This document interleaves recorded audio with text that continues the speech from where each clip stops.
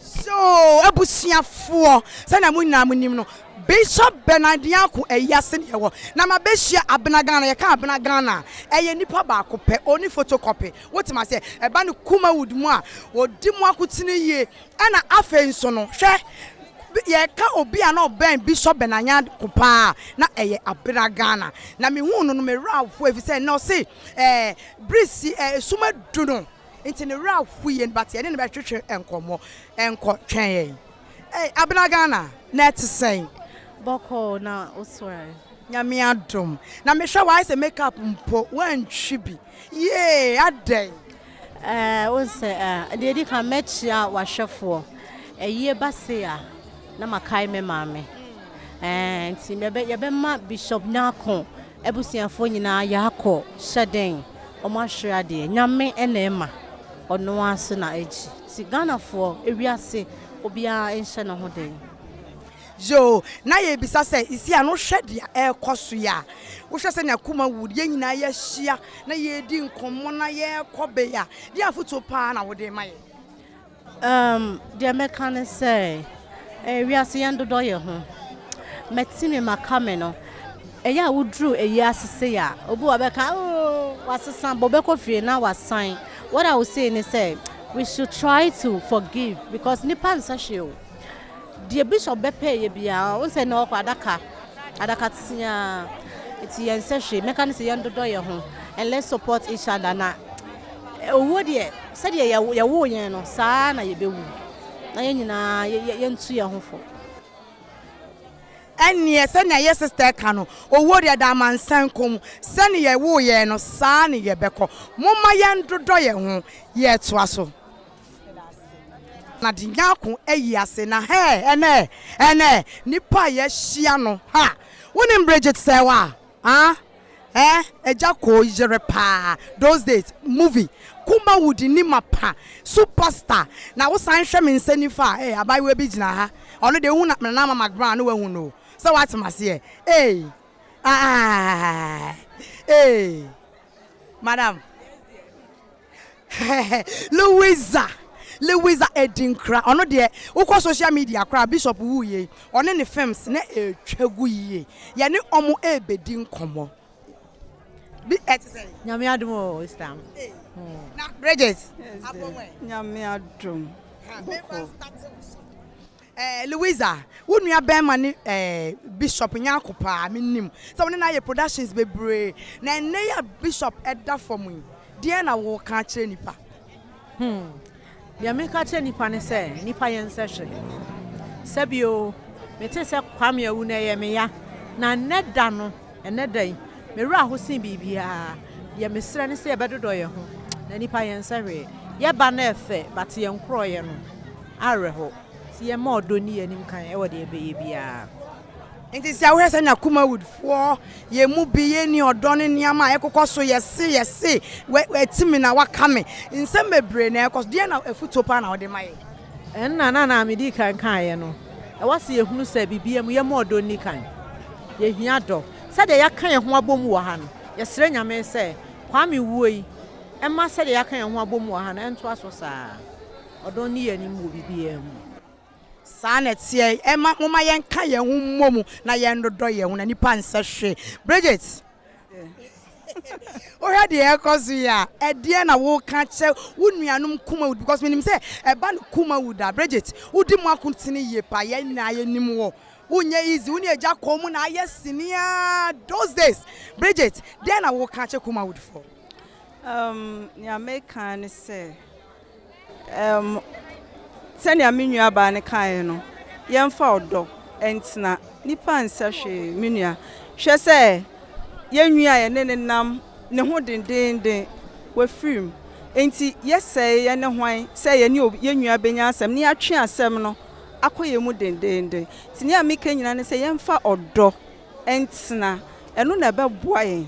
odo na ye esin bibia prayo hoi ukaboma embu ba unya yi ba akopɛ ebebu nti odo na ne ye ka ho asem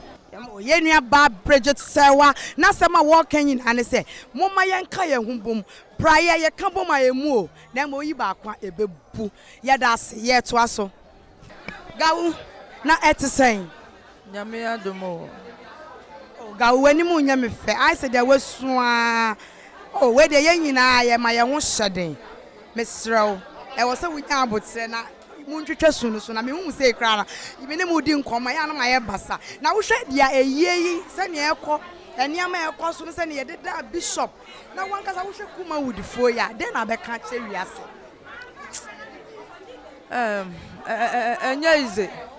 enya ize we de etimi yen pa but owo kurade nso a enkwan so ntimi nyi enti the American say nyina be chichi ye ho ye brɛ na ye jani nyina ma obatampa okokroko ye ohata sori ono ena onimu de oye to bia nse ne ho de Ghana man nyina Kumawood fo artists actresses fo fan fo nyina ra obi anhye ne ho de na me de me gidie e kire me se me nua no akaka mretia wa mu a ode bekọ ne sama echi na brabo nyina ye nyame ni komodie nyina ye nyame asem na futuo nyina ye nyame asem enti me de me gidi kire me se na Bible kan no wada no wu ye benim se rade de ne betwe ne kukum na me se daachi bia no ye be hia no ye be san hu ne biom minim se daachi bia ye be hia no ye ne be di nkomo na gawu mesro isi ade na wo ka che Kumawood fo asabe etimi watimi wakame e wo ye ntem no den na efutuo sem na wo de mai watimi wakamo de samo kan na mo kan ne Kumawood nkwa enya Kumawood nkwa efie bia mensan wom ekuro bia mensan wom eti ewiase nyina de American se ewiase nyina no ye brɛbrɛbrɛ a owuo na twa ye to enti twadi aponkwa me ohu ye mɔbɔ ye mfa ya brɛbɔ nyina nhyɛ nyame nsa ye ndodɔ ye ho ne ye nsu nyame yie se na be ye daache se emre no su ne ye nsu ye kɔ a ye nya twadi apon ne kukumo ne ya twere so mama yendo do ye ho mama yenhwe ye hu ye na daachi se na be ya ye wu a ye benya baabi akọ gawu katete ene ye ne di nkomo no ye to aso kwadwo poku mahala se wa wani chia so e ba ne nkokorasem a odi mu akotini ye che se ono de woni bishop aye adwuma bebre na se na me no wo kan me se me nua ba me ni ra afo no we so ma na ni kra kokokokokoko se moja na se ne mpenifo ka no eni bre enti se ayi eni bra ensoja na nka mbehu se nani no edele frɛ because eni braba na rehwa ba kwadwo na ete sen nyame adom ho ye me nua ba makwara ntan ma menyi makwara ntan kakra kwadwo baba na fom sa su nyame nti ye be fa ne sa na kwadwo wo hwɛ sɛnea enepa yesi adeda wa wo nua bɛma me kai sini bia wo ne bishop ajeje sɛna na wo ne bishop mu di akotene wo sinim na enne me hwɛ de wa na bishop da na kwadwo yeso wo mu yesi bɛma nsu enso sɛne yekitekite wo mu a bishop kwadwo de na wo ka kyerɛ ahwɛfo me nua ba on se ewiase no Bible say eda ho se nipa be wu prekopɛ no wu achi ni atemu na ade ba ko a ehun say yebu bebi say owu okurade enkwantim nye ye nua no kɔ ye ho hwie nye ye sanka sika tɔ nkwan kan ne benade ye benya ne nafre wufuum nanso ne ntimi ntɔ ne biem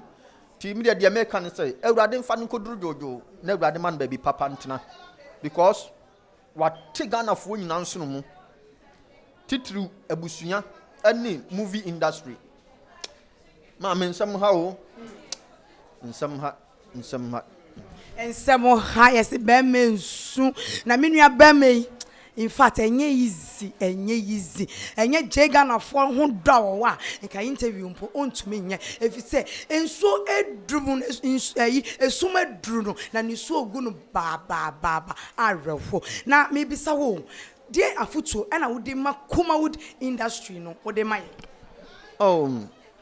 ewiase no sɛnea mdi kan ye no ewuo de nipa bewu ne yenhwe kwan ye befa so ye bekɔ yemfa odɔ ntena sɛnea enua da wo ye nyina ewra ho ye obi ahu ne wo ye eti sa na beto me ebeto obi eti de mesra ne sɛ yemfa odɔ ne nkambo mu enya dwuma no sɛnea beya ekina etu nua bi a yensu betimi agyam ne sɛnea agyam ye nua benade no Sa na beto me sa na beto wo se na be ya wo chine bi no yenso eto a ana eto me a ye nyina de odo be bodo na ye betumi ehie ye da ase yo ahwefo se na mu nyina mu nim no ye wo Bishop Nyarko eye na se na ye to ye interviews ne so na ye share ye nua ba Kumawood star so what ma say Cindy baby Cindy AJ na oni Bishop Nyarko aye ye nyuma bebre ye ka Cindy obi anim no sinimu ye na ba ne sinitwa e wo Kumase a wo di mu akotine ye papa ene ye ne Cindy e betwetwe enkomo Cindy na etesen Nyanko kwadom menua Cindy, I say when you nyame fe. Menua, so wa wani twa. E be si den na menim watimi ayefe. Yo, Cindy, na wohwe senia, na yade da Bishop, na woda ho, na Kumawood foi. Stasi, mo so mo yes, mo so mo si na wohwe senia, ni pesu na o charge to a, na wo ni sen. Star, enye easy. Just say ene ye da bia enye better ma yen because ya hwade e na asema to yen nti no ene da we ne nye da bia ye ni gida kra because ya hwade kese pa odupon bia tutu e wo Kumawood Ye wo Bishop Nyarko ase ye guso any amanfo edi nkomo in fact Kumawood stars directors producers nipa ekuku dam na ewo eye ase na nipa meni ni gira ha meni ni betwetwe nkomo aye Samuel Darko Same so what ma say aye na ye nim no Rakia abrabomu nsem those days TV3 na wo di mu akoti wa produce Steve and Rakia why ye productions be brain in fact or ye big producer na ye campa Kumawood TV eye ne dia ono no kita Kumawood TV sanipa we ene ye ne twetwe nkomo twen yen brasa me na te say Ajana dum kakrakra ye me hu wache o say jawa forget me so eja metim baby yo same na wo hwe ene senia na yade da Bishop na nipa charge ato na nipa je say obi ara wo na Festas ye koswa same den na wo kan kire nipa I think say I was say your Sarkis on say na see ye dey bia ya Sheeran no ha ti ye guso ya Sarkis on kakrakra because I don't know ebe like a blow to us you know me mom dey na ese me gidi ase me nyini ba na mbe hu se ye nua na da ho a sebi ya de da no no me hu se nipa ye nse hwe tu hu nua unu nua bi sometimes ye industry mo for be say me no beef no na wa nke ye real but you see ade anke ade tu ye numu though the spelling may be differ but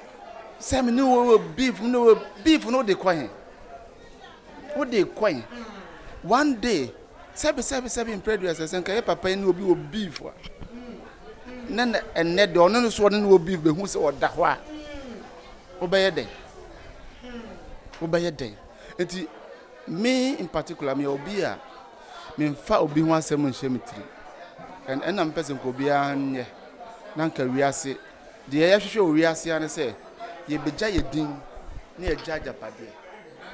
what you say the oba bre ape ebi ye ma ebi ye dan ebi ye cars ebi ye sane man ana fe wudin ye de to ona say oba o de bass asisu no eno na obeja ese eno pe na ye nua Bishop waja what you say enti sebe ye ba no ye amfa hwe ama ye konso amfa hwe nko yenye free to everybody na ye monyankopon pa ye say ono so de be kwa kopie baby papa yeah yo Sam Darkus ene ye ne twetwe nkomwe was say many way will beef ene ye den sankampo say Bishop Nyarko say na nkoni obi will beef a enkenne no da we kase nipa no wo kan say ewiase ye mfa nkohwe yo same wo last words then I will kan kire Kumawood for oh dem me kan kire Kumawood for nyina say yen share ho den because enye easy say benya replacement O patch say yenya bishop replacement. Enye easy.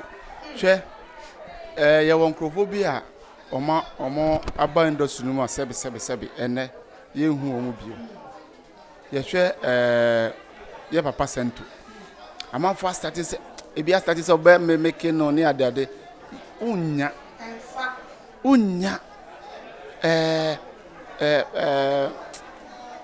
Kwame Osu ansa. Unya What you say? Ena Bernard Nyarko. Unya ye won krofo bi o ha o. Me fa ne say nyame de o be che industry no. Okay. What you say? But sebe na be I can say wo krade a enkwanti menye. Enti industry mo for there yen shedden na yen try say ye be ma afoforo no so kwan na at least yen nya omoso seso kra na ye be nya nkrofo a mo so nyame de odom no bi ama wo mo na omo so aba out ama industry no so akonanim. Yeah. So ye bra some dakus and ye need to train komo na nasemi na work can say bishop there enya dia ye be nya ne seso da if he say na was unique na the replacement party ebeye de na emu ye ma afoforo kwan na won so won yi wo talent ni mpie se na ebeye ebia na da ache no obi so apia obeye bibi ama abro se na ye hwe no yada se se na mo amunim no Bishop Nyarko eyase na ewo ye ne password seninimu no odimu akotini ye sometimes who colleague na we hu password who bishop na we hu password and I say colleague omo ni nyina na edi seninimu akotini ye na ne eye na se na ye ye ne password ebedi nkomo enko ba bia password net say Nyamiadom sister me who say we colleague ni bishop mo ma ye movies bi na in fact enye easy na ne ya bishop edda for mu e na woka me da sister you medical achia ohefo enu watifo de aye de bishop aye say ya hwere ye man panyini e wo sinim sa na akwaye enu ti na ama aye ye say ka nipa 100 po but wa wo hwe nipa egu ha a bishop ehodo entina omoa but the bishop I say me nya sure say ye benya because me say mitimi tena wa ate mitimi tena say na me hwe ni din tine say me ko hwe bishop no me reho but me mitimi chirichirim de na bia waye password akasa o say enne wo hwe bishop no o hwe se na de na bishop aye no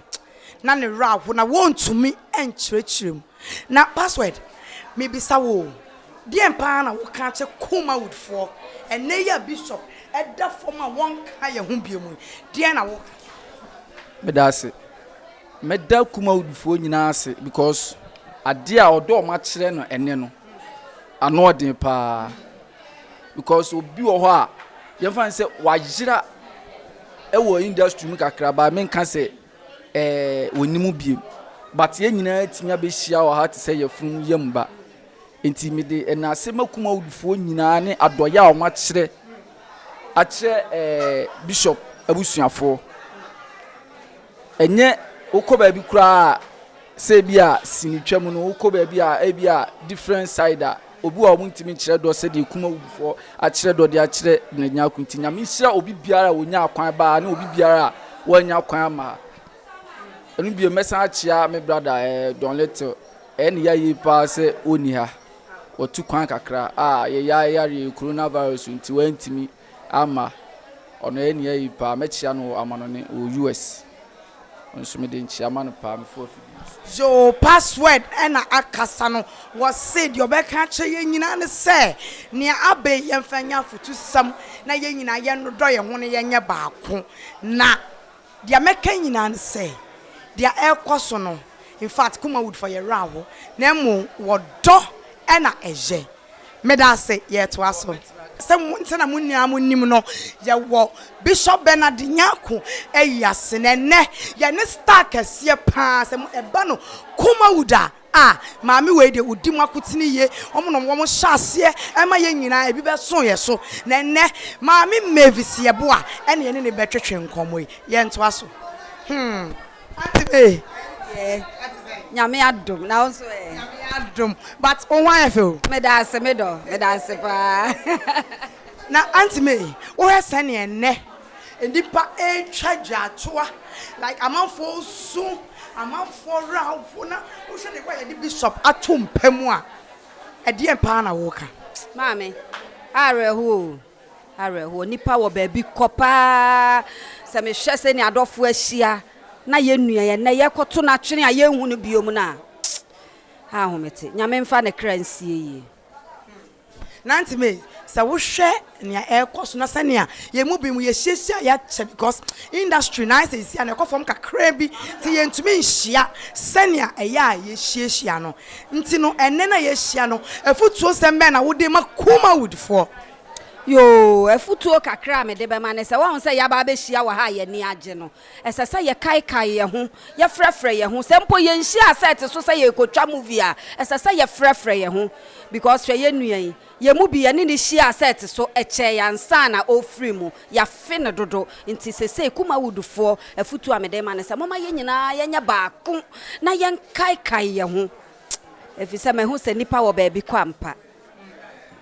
me hu se dipa wo baabi kwampa maame janwa Mavis ye bo a e na e ka se Auntie May sisi o last words a wo ka chetie yo etiefo me last words ne say yare ya abai obi amomode na ommo ne ho ban fi say obi wo ho a on show symptoms no e ma wunhu na nso na wakofa ye pese ye behu ye gina ye ho dakro ye beda be sorry no na nyame ada roma yare no na etu atwa na ye de anije atena o manim nti obi amomode hohoro nsa na we use sanitizer na we use nose mask na we dey ball ho ban nyame nhira ye nyina yo Auntie May we de ka wa wie but mbisa wasem ba ko wo nose mask ma hwe ya ye wa ha nyina wo nose mask na different wo nose mask e fe ye ye ka omo ba ye nyina he obi bia biala from stars amuba ye nyina what ya will no smash edemu fua na mpacho ye wan o krafi abrochire ana se free yo man krafi abrochire nose mask no me ba na epam e na me nso na me ye beats no me BD so me ye beats medwuma me ye no aha nti me ba pam ye no na me nso me BD so enti na me da musronko no mami ja wampacho o de na me bi betimi atodwa se in case obi pebi na wato a na nka ya connect to because BC ni nose mask the way they ayen e fedodo me hu se nipa bebre ka se omo hia bi nti me sraw fa na matuje e bia na obi hwa na opebi ato me number is 0243 725 888 0243 725 888 me ba cho fa nose mask ne sha wa no ne yen hwa de no smart see de demu fia efe yo ahwefo ye ne maami janwa e na akasei Mavis ye boa aka maami janwa wa hu BC no smart pa BC no dey no smart fe uhie bi o na ma tuja na wa frɛ no wo frɛ na ma na o de tuja na wo nsa beka no